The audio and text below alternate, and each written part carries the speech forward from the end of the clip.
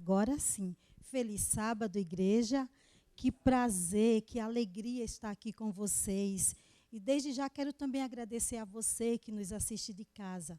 É um privilégio poder ser convidada aqui por essa igreja, Distrito de Jardim Utinga, na pessoa da colega Alessandra, na qual tive o privilégio de trabalhar com ela o primeiro semestre, ali no CASA, no Colégio Adventista de Santo André, e conhecer um pouco dessa garota dedicada, comprometida, uma menina de Deus. Alê, muito obrigada pelo convite e que Deus nos abençoe. Meus queridos, conforme a Alê falou aqui, nós representamos o Colégio Adventista de Jardim Utinga, né? Estamos aqui hoje eu e a professora Ana Lúcia. Pro Ana Lúcia, lindo suas mensagens, viu, Pro? Que Deus continue te usando. Então, queridos, nós desde já também queremos pedir orações pelo nosso colégio, né? Carecemos das orações dos amigos. Meus queridos, eu quero falar em poucas palavras, um breve relato sobre a minha história na educação adventista, para que a gente tenha mais essa proximidade, você que está em casa, vocês que estão aqui, e, de fato, hoje eu ouvi alguns amigos dizerem aqui que a igreja já não está mais como antigamente, e não está mesmo. Você não está vendo, mas aqui nós temos bastante amigos, né? Todos seguindo aqui o protocolo de biossegurança, com máscara, e embora estejam aí também seguindo o distanciamento, a igreja está bonita. Tem gente, e como é bom ver gente. Estou muito feliz de poder estar vendo que a situação está, a cada dia que passa, melhorando. Então, queridos, um breve relato. Eu comecei em 2004, no CASA. Tive a oportunidade de ingressar na educação adventista em Santo André. Foi a minha primeira escola. Em 2004, eu fiquei lá apenas 6 meses, primeiro semestre, e, em seguida, ali quando finalizou o primeiro semestre, em 2004, eu fui para São Bernardo do Campo, na qual passei um longo período. São Bernardo do Campo eu passei somente 10 anos e 8 meses, um grande período, né? Fui muito feliz, assim como fui feliz ali nos primeiros 6 meses no CASA. Em São Bernardo do Campo, eu ministrava aula de educação física. E ali, por todas as turmas, vários alunos, nós tivemos a oportunidade de vermos a formação deles. Conhecemos muitas famílias ali. E em 2015, passei 10 anos e 8 meses, em 2015, eu aceitei um desafio. Aceitei ir para Manaus. Ali passei 5 anos, o convite era interessante e eu estava realmente disposta e queria, sim, experimentar a outra área, a outra função. Em Manaus, eu fui trabalhar na parte administrativa. Fui ser diretora, gestora das escolas lá. Ali fiquei 5 anos, passei por 3 escolas. Graças a Deus, Deus me deu a oportunidade de alcançar mais uma formação. Fiz pedagogia, porque até então eu só tinha especialização em educação física. Tive o privilégio também, agradecendo muito a Deus, a oportunidade do crescimento, né? O crescimento, além de espiritual, também o crescimento profissional. Mas, amigos, diz que o bom filho sempre quer voltar a casa, né? E eu tinha muita vontade de retornar para São Paulo, por algumas questões. E a primeira dela, a mais importante, a questão familiar. Minha filha, Ingrid Santiago, que hoje, concluindo o 5º ano de psicologia aqui no NASP, percebeu que Manaus era muito quente e que não ia ser possível ela ficar lá. temos 3 filhos, temos a Ingrid, né, terminando agora o 5º ano de psicologia, resolveu ficar aqui. E aqui ficou no internato de Itapecerica, ali na estrada de Capão. Temos o Isaac, que agora 18 anos, e hoje o caçula está fazendo 13 anos, o Nicolas. E estou acompanhada do meu esposo, Luciano, está aqui, o meu querido, que já me acompanha há quase 25 anos de casados. E então, queridos, eu tinha muita vontade de voltar para São Paulo. A primeira dessa, como falei, a questão familiar. Tinha muita saudade da minha filha, queria estar mais próximo dela, ela aqui no internato de Capão, nós lá. Meu esposo também trabalha com obra, e a maioria das obras que ele pegava para fazer era, na maioria das vezes, aqui em São Paulo. E eu tinha muita vontade de vir para cá. E continuei fazendo, obviamente, o meu bom trabalho, mas não desistia nunca de vez em quando, bater na porta, ou melhor, bater no celular dos meus queridos diretores, na qual eu tive a oportunidade de passar com grandes mestres, né? Tive o privilégio de conhecer o trabalho do professor Heber de Oliveira, do professor Soneivaldo, do professor Júnior Prudêncio e da nossa querida professora Marizane, hoje departamental. E confesso, meus queridos, que o meu trabalho em Manaus, os meus 5 anos na gestão, foi pautado quase que 100% em tudo que aprendi com a professora Marizane. E, para a honra e glória do Senhor, pelas 3 escolas que passei, o Senhor me abençoou de uma tal forma que, em tudo que eu fazia, em todas as áreas, em todos os processos que uma escola pede de atribuição para que a gente faça e alcance os objetivos, a gente, para a honra e glória do Senhor, a gente conseguia. E aí, queridos, esse ano, em janeiro, eu bati novamente no celular, e dessa vez eu bati no celular da pessoa certa. Eu pedi a oportunidade para voltar para a professora Marizane. Ela já conhecia o meu trabalho, tinha sido minha diretora ali em São Bernardo durante alguns tempos, e, como eu disse, eu colocava diretamente em pauta o que tinha aprendido com ela. Então, graças a Deus, ela me deu a oportunidade, eu voltei e retornei. Olha que história incrível. Retornei para o CASA, para o Colégio Adventista de Santo André, na qual eu ingressei em 2004. E aqui fiquei durante os 6 meses, o primeiro semestre, mais uma vez 6 meses. Eu não sei que história é essa que Deus está tendo comigo, que a cada vez que eu passo pelo CASA, eu passo só 6 meses. Né? Então, fiquei 6 meses ali no CASA, e agora, 1 mês atrás, eu assumi a direção do Colégio Adventista de Jardim Utinga, substituindo ali a professora Sueli Paiva, que retornou para o Colégio Adventista de Santos, na qual ela já tinha exercido anteriormente a função de vice-diretora. Agora ela volta como diretora para lá, deixando ali a vaga no Colégio de Jardim Utinga, e eu assumi.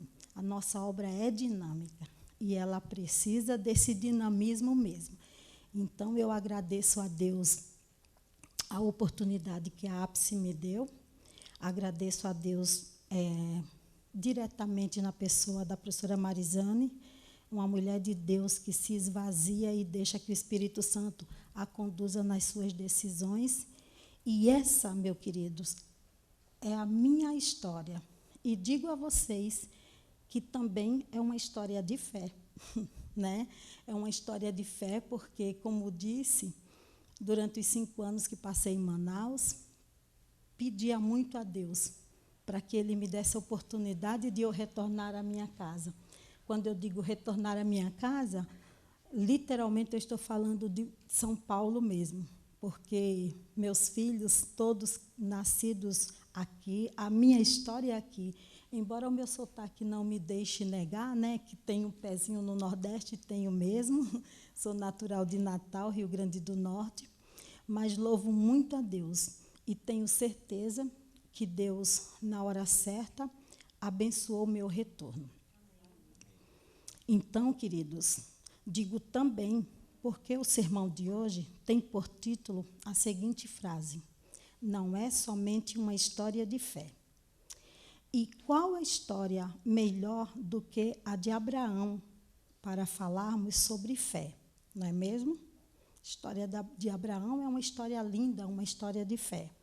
Mas dessa vez eu quero trazer para os irmãos e para você que nos assiste de casa sobre a ótica cristocêntrica. Guarde bem essa palavra, porque nós vamos desenvolver hoje um pouquinho do nosso estudo, trazendo essa parte importante, que é Cristo ao centro das nossas vidas. Vamos orar? Querido Deus, amado Pai que estás nos céus, sê conosco neste momento. Nós te rogamos e desde já te agradecemos, em nome de Jesus. Amém. Queridos, é fato conhecido, irmãos, que a história de Abraão é uma história de fé, né? Desde quando saiu da sua terra, desde as lutas que enfrentara com Sara para que engravidasse, até o momento em que se torna pai das nações. Abraão havia recebido de Deus 3 promessas, e sendo as mais importantes, que seus descendentes herdariam a terra prometida e a salvação eterna. Por isso precisava o quê? Ter os filhos, né? Quando a gente fala em descendentes, a gente já começa pensando, né? Como será descendente se não tiver com quem começar? E aí é onde começa toda a história que a gente vai, já conhecida de vocês. Ele precisava ter filhos, na qual daria início aos seus descendentes. E Sara, percebendo que seu esposo, já muito idoso, idade avançada para se tornar pai, Sara resolve, nesse momento, dar uma ajuda na situação, que a gente conhece toda a história, mas fazendo com que ele se deitasse com sua serva para conceder-lhe um filho. E aí eu quero abrir aqui um espaço para a gente refletir sobre quando a gente resolve ajudar ou querer ajudar a Deus, né? Muitas vezes nós recebemos de Deus a promessa, muitas vezes Deus diz assim: não é agora, espera mais um pouco, mas a gente, com a nossa pouca paciência, a gente, com as nossas ansiedades, a gente resolve fazer alguma coisa para que os nossos objetivos sejam alcançados mais rapidamente, né? E aí, quando a gente resolve ajudar a quem nos criou e sabe dos detalhes de como faria e como se desenvolveria tudo para que as bênçãos acontecessem, quem somos nós? Para entrar numa situação, nós somos criaturas e não criador. E aí a história se dá toda em conflito, que a gente sabe a partir de aqui. Sara resolve, então, pedir para que seu esposo tenha um filho com sua serva. E ela vai falar com ele, e Abraão ali, pensando que precisava realmente já ter os herdeiros para começar a ter os descendentes e herdar as promessas de Deus, Abraão ouve Sara sim e começa a fazer exatamente o que ela tinha lhe pedido. Vamos conhecer um pouquinho agora dessa história, mas na pessoa de Agar. Porque Agar também é a pessoa que nesse conflito entra e também é uma pessoa que demonstra fé diante de tudo que passou, né? Agar era uma mulher, na sua posição, marginalizada e vulnerável. Quando a gente fala aqui, queridos, uma pessoa marginalizada, a gente não está pensando na parte ruim dessa palavra marginalizada, né? De ser marginal. Quando a gente fala que Agar era uma pessoa marginalizada, na época, a gente fala que ela estava fora das margens da sociedade, sem muitas posses, né? Vulnerável, fragilizada, na posição de quê, queridos? De escrava. Agar, ela se submete a dar a luz ao seu senhor. E naquela época era uma prática muito comum. Em alguns casos, olha só o que acontecia. Quando um homem descobria que a mulher com quem ele iria casar, quando ele descobria que ela era estéril, eles já lavravam em contrato que, a partir daquele momento, casaria sim, mas ele iria ter o poder de que, mesmo casado, ele poderia possuir outras mulheres para poder ter filhos com elas. E Agar, gente, naquela época, ela não tinha nada. Como a Bíblia diz, ela era serva de Sarai. E ela se submete a essa situação. Agar não tinha nada. Agar não era como a Alessandra, empoderada. A Alessandra sai de manhã para trabalhar, volta, se dá o luxo de querer ou não fazer alguma coisa, porque ela tem o poder na sociedade. Ela trabalha fora. Naquela época, a mulher empoderada era a mulher que ajudava em casa. Sarai. Ela era ajudadora de Abraão. A Bíblia, naquela época, dizia que a mulher, ela bastava ser apenas o quê? A ajudadora, aquela que ajudava o esposo, os filhos em casa. E quem era Agar? Nada disso tinha. Agar não tinha uma casa para chamar de sua. Agar não tinha um esposo para chamar de seu. Ela era vulnerável, frágil, ela era serva. E ela nem deveria amar aquele homem. Eu tenho certeza que, lendo toda a história de Agar, não existia amor. Ali foi simplesmente por obedecer a ordens do seu Senhor. E Agar resolve obedecer e ter o filho para dar à luz a Abraão. Sem muita opção, a história de Agar a gente conhece ali no capítulo 21 do livro de Gênesis. Se vocês quiserem acompanhar, especificamente, eu vou ler aqui para vocês, no livro de Gênesis, no capítulo 21, a partir dos versos 14, né? A gente lê ali do 14 ao 20, é uma história conhecida, mas só para a gente nos recordarmos. Capítulo 21 do livro de Gênesis. Então se levantou Abraão pela manhã de madrugada e tomou um pão e um odre de água e os deu a Agar, pondo-os sobre o seu ombro. Também lhe deu o menino e despediu-a e partiu, andando errante no deserto de Berseba. E, consumida a água do odre, lançou o menino debaixo de uma das árvores e foi assentar-se em frente, afastando-se à distância de um tiro de arco, porque dizia: que eu não veja morrer o menino. E assentou-se em frente, e levantando a sua voz, e chorou. E ouvindo Deus a voz do menino, que bradou, o anjo de Deus a Agar desde os céus, e lhe disse: que tens, Agar? Não temas, porque Deus ouviu a voz do menino desde o lugar onde está. Ergue-te, levanta o menino e pega-lhe pela mão, porque dele farei uma grande nação. E abriu-lhe Deus os olhos, e viu um poço de água, e foi encher o odre de água. E deu de beber ao menino, e era Deus com o menino, que cresceu e habitou no deserto, e foi flecheiro.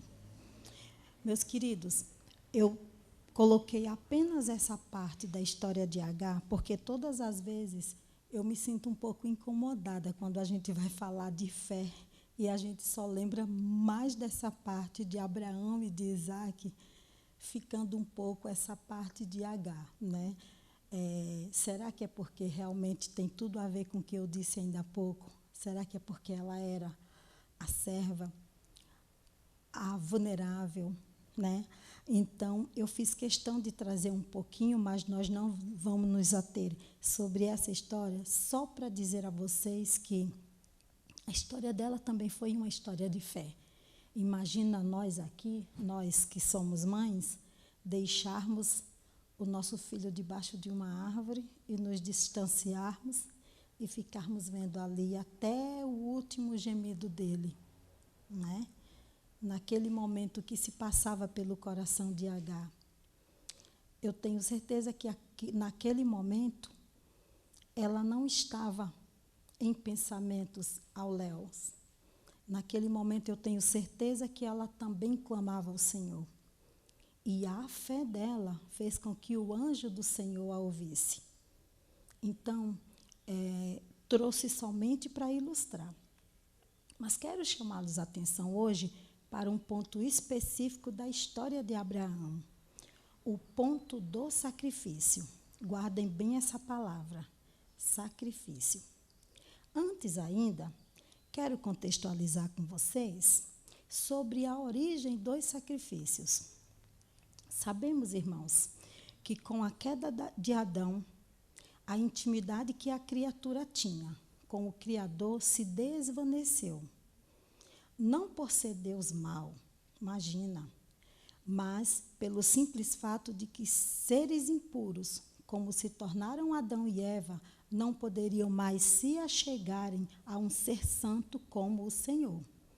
Portanto, a partir de então, fez-se necessário a cultura dos sacrifícios, sacrifícios de sangue. Um bom exemplo se encontra em Gênesis 4, versos 3 e 4.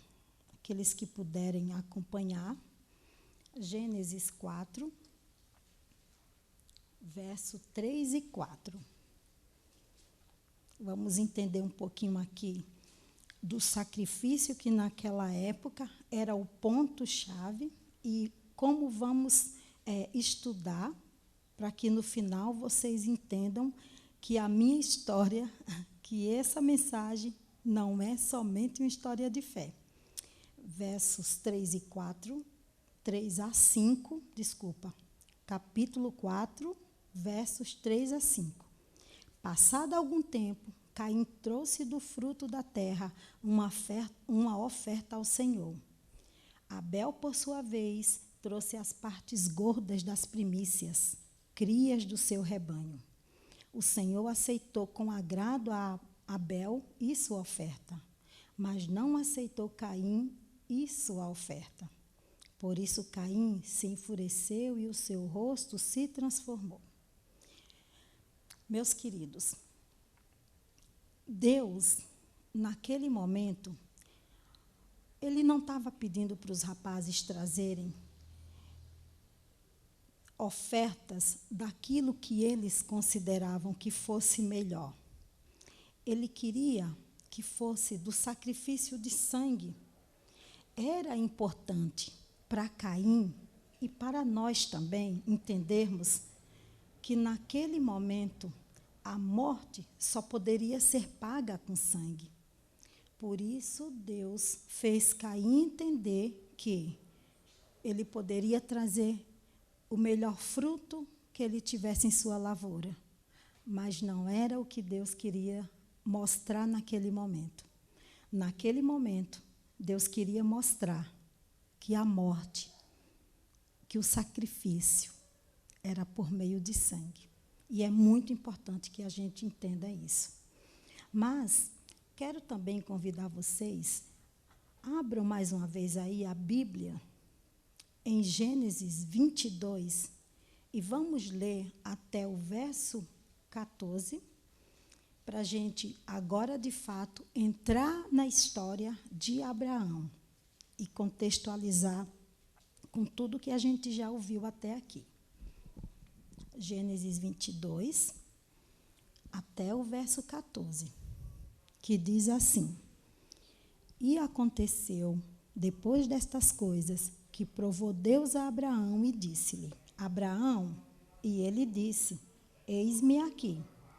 E disse: Toma agora o teu filho, o teu único filho Isaque, a quem amas, e vai até a terra de Moriá, e o oferece ali em holocausto, sobre uma das montanhas que eu te direi. Então se levantou Abraão pela manhã de madrugada e albardou o seu jumento, e tomou consigo 2 de seus moços e Isaque seu filho, e cortou lenha para o holocausto, e levantando-se foi ao lugar que Deus lhe dissera. Ao terceiro dia, levantou Abraão os seus olhos e viu o lugar de longe. E disse Abraão aos seus moços: Ficai-vos aqui com o jumento, e eu e o moço iremos até ali. E, havendo adorado, tornaremos a vós. E tomou Abraão a lenha do holocausto e pô-la sobre Isaque, seu filho. E ele tomou o fogo e o cutelo na sua mão, e foram ambos juntos. Então Isaque, a Abraão seu pai, falou a seu pai: Meu pai? E ele disse: Eis-me aqui. Eis aqui o fogo e a lenha, mas onde está o cordeiro para o holocausto? E disse Abraão: Deus proverá para si o cordeiro para o holocausto, meu filho. Assim caminharam ambos juntos, e chegaram ao lugar que Deus lhe dissera. E edificou Abraão ali um altar, e pôs sem ordem a lenha, e amarrou a Isaque seu filho, e deitou-o sobre o altar em cima da lenha, e estendeu Abraão a sua mão, e tomou o cutelo para imolar o seu filho. Mas o anjo do Senhor lhe bradou desde os céus e disse: Abraão, Abraão. E ele disse: Eis-me aqui. Então disse: Não estendas a tua mão sobre o moço, e não lhe faças nada, porque agora sei que temes a Deus, e não me negaste o teu filho, o teu único filho. Então levantou Abraão os olhos e olhou, e eis que um carneiro detrás dele, travado pelos seus chifres no mato. E foi Abraão e tomou o carneiro e ofereceu-o em holocausto em lugar de seu filho. E chamou Abraão o nome daquele lugar: O Senhor proverá, donde se diz até hoje: No monte do Senhor proverá. Na minha opinião, queridos, a frase mais importante da Bíblia: Jeová Jireh, Deus proverá. É muito linda essa frase e é muito forte. Imagina você agora pegar o seu filho e levando ele, seu único filho, porque Abraão tinha sim um outro filho, Abimeleque, com Agar, mas era através de Isaque que se daria toda a sua descendência. Agora imagina você pegando o seu único filho, levando para um sacrifício. E a parte que me chama assim de muita atenção, que eu consigo ficar emocionada, é quando Isaque pergunta: mas cadê, né? Como quem diz: será que vai ser quem? E ele diz: Deus proverá. Jeová Jireh. Que frase linda. Mas toda essa história não é apenas uma história sobre quão bonita é a fé de Abraão. Tudo isso aponta para o Cristo que virá. É nesse ponto que, quando eu aceitei o convite da Alessandra para falar hoje aqui para vocês, e eu tive como tema: não é somente uma história de fé, porque não é. Porque toda a história, desde o início, com o sacrifício que Deus pedira a Abraão, já apontava para o início da Bíblia. A morte e ressurreição de Cristo apontava para o Cristo que virá, Por isso não é somente uma história bonita de fé.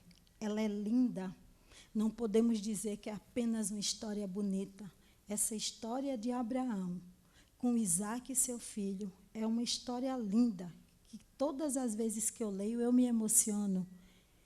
Mas o ponto-chave aqui, o ponto forte, é sobre o sacrifício, porque tudo indicava que Cristo virá, e Ele vem, queridos. Deus, ao poupar o único filho de Abraão, Ele não poupou o seu próprio. O Senhor quis mostrar a Abraão que proveria o sacrifício da salvação. Naquele momento, Deus diz: basta, para Abraão. Não é esse. O sacrifício sou eu. O sacrifício sou eu.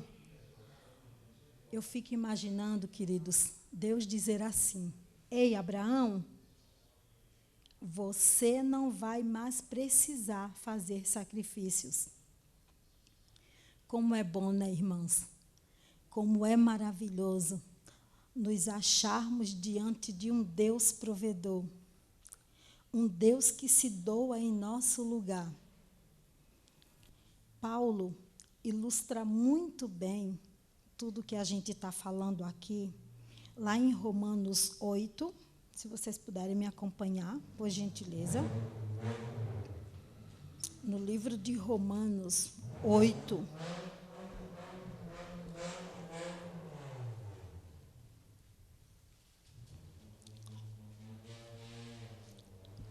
Romanos 8, dos versículos 1 a 5, Paulo resume essa história dizendo assim: portanto, já não há mais condenação para os que estão em Cristo Jesus, pois, por meio de Cristo, a lei do Espírito de vida me libertou da lei e do pecado da carne.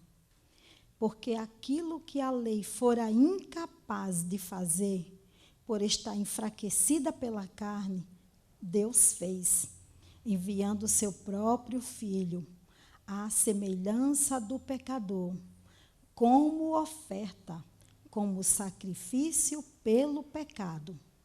E assim condenou o pecado na carne, a fim de que as justas exigências da lei fossem plenamente satisfeitas em nós.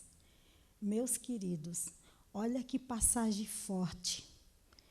Quando a gente lê Paulo, quando a gente lê várias vezes Paulo dizendo assim: aquilo que eu não quero fazer é o que eu mais faço. É porque é a nossa carne fraca. Eu não quero fazer, mas faço.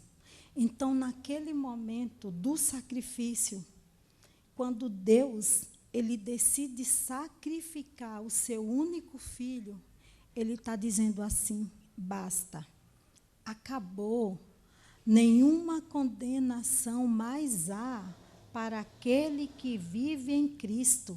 Eu sou o sacrifício. Eu fui e sou o sacrifício por vocês. Chega. Não mate mais animais, não sacrifique mais ninguém, porque todo o sangue que precisava ser derramado, eu já derramei na cruz por você e por mim. A nossa carne é uma carne fraca. Paulo ele diz várias vezes: o bem que quero fazer eu não consigo fazer, mas o mal que eu entendo que não devo é o que eu mais faço. Então, nenhuma condenação mais há para aquele que vive em Cristo.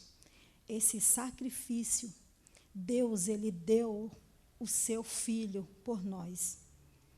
Irmãos, nós não somos mais escravos do pecado. Somos filhos adotados pelo sacrifício.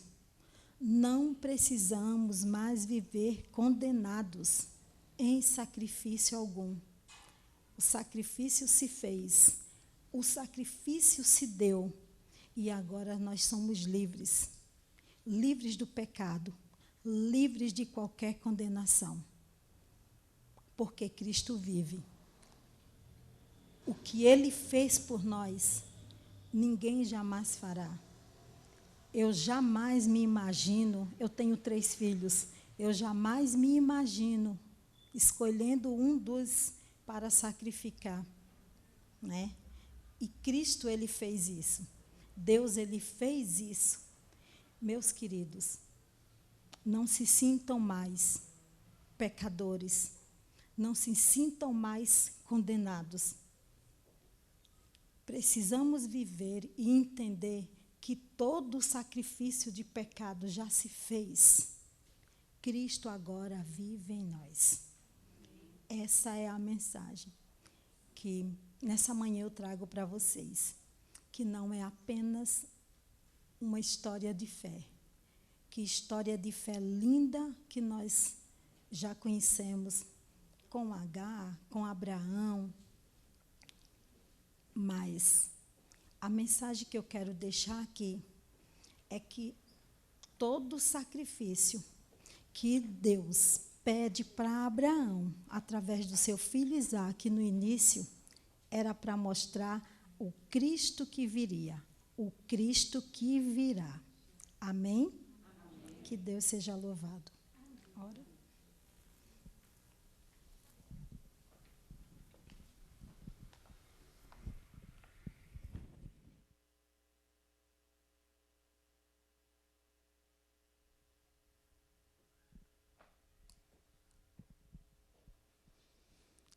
Que linda pregação, Pro. Amém. Quando a Pro falou que pregar sobre fé, eu lembro de algum tempo atrás que eu passei. Então, por isso que eu escolhi essa música. Mas eu estou com muito medo de errar o começo dela, porque ela é meio complicada. O tempo dela é difícil de pegar. Mas foi uma época assim que eu pedia muito para Deus tocar minhas mãos. Então, tinha que ter muita fé. Precisava muito, muito. E Ele tocou. Amém? E eu queria que você também sentisse nessa manhã o toque das mãos de Deus segurando a de vocês. Ai, que Deus abençoe.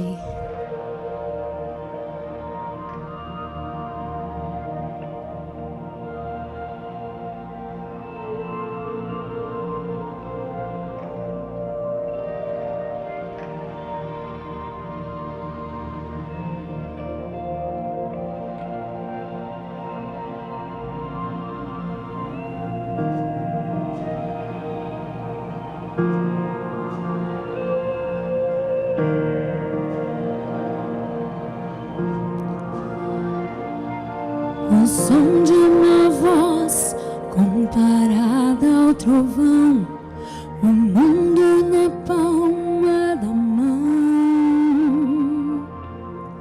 Um grão de areia comparado ao mar, grandeza que não posso explicar. Por isso, Senhor, me achego a Ti, prostrada diante do altar. Eu sou pecador, Tu és Salvador, aceita meu humilde louvor. Levanto as mãos em oração para alcançar Teu trono, Pai. Toque em minhas mãos, meu ser sorri a imaginar Tuas mãos a me encontrar. O Deus de toda glória vindo me abraçar.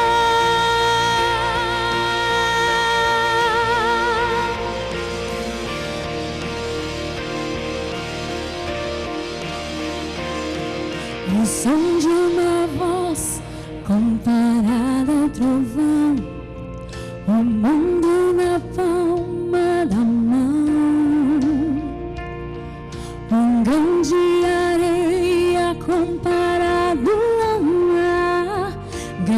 coisa que não posso explicar. Por isso, Senhor, me chego a Ti, prostrado diante do altar. Eu sou pecador, Tu és Salvador, aceito meu humilde louvor. Levanto as mãos em oração para alcançar Teu trono, Pai. Toque em minhas mãos, meu ser sorri a imaginar Tuas mãos a me encontrar. O Deus de toda glória vindo me abraçar.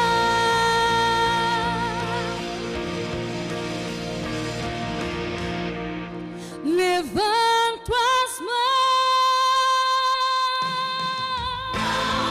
em oração para alcançar Teu trono, Pai. Toque em minhas mãos, meu ser sorri ao imaginar Tuas mãos a me encontrar. O Deus de toda glória vindo me abraçar.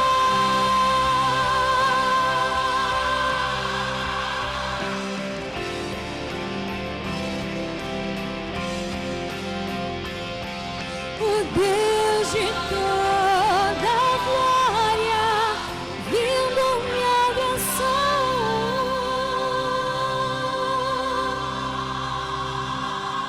Amém.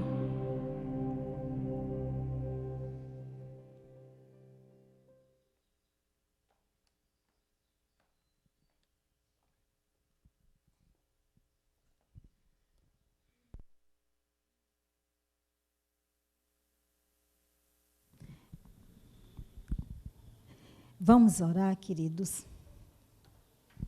Deus, muito obrigada, Senhor, pelo sacrifício que fizestes por nós. Ó Pai, nós somos gratos a Ti. Somos gratos porque podemos sonhar com essa salvação. E essa salvação foi dada, Deus, no Teu coração, através do sacrifício que fizeste, entregando o Teu único Filho. Muito obrigada, Senhor, por tudo. Sê conosco, nos abençoe, nos perdoe pelas nossas iniquidades, nos ame, Deus, e nos permita continuarmos, ó Pai, com os nossos nomes escritos no livro da salvação. Abençoe essa igreja, abençoe esse distrito, abençoe os irmãos que nos acompanham de casa, abençoe os irmãos que estão aqui presentes, que o Senhor possa conduzir o nosso trajeto para casa em paz e em segurança, que possamos estar, Senhor, envolvidos contigo durante toda a semana e que no próximo sábado, ó Deus, possamos continuar cultuando a Ti, o único Deus que merece toda a nossa atenção e todo o nosso amor. Obrigada, Senhor, por tudo. Desde já nós agradecemos no doce nome de Jesus. Amém.